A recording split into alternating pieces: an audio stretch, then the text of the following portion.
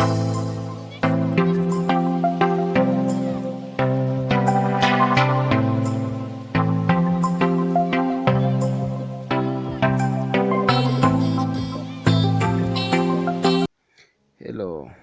mumeze mute? Iyi ni Menya Studio. Ni Menya Studio. Umunsi tugiye kurebera hamwe uko waba ufite telefone yawe ukabona nta mwanya isigaranye kandi nta kintu washyizeho, uburyo wagaruraho umwanya nta kintu usibye kandi umwanya ukagaruka ari mwinshi ari munini.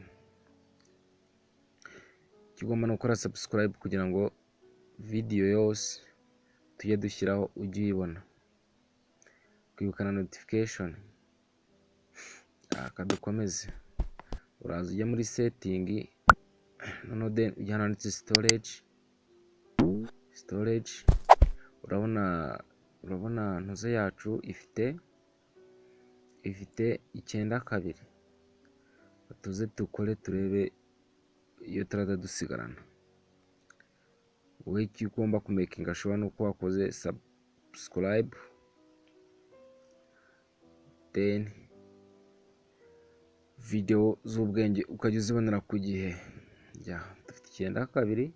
Noneho twebwe urabona hano handitse, urabona hano hasi hari available system, apps, image, video, audio n'ibindi.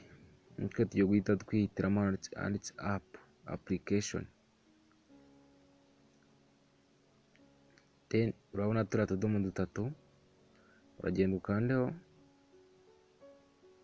ukandaho uza hano hagati, then numara kugera hagati ni urakanda kadusubize muri bwa buryo nibwo bwiza bugaragaza ikintu gifite mega nyinshi akaba kijya hejuru. Ibyo byiza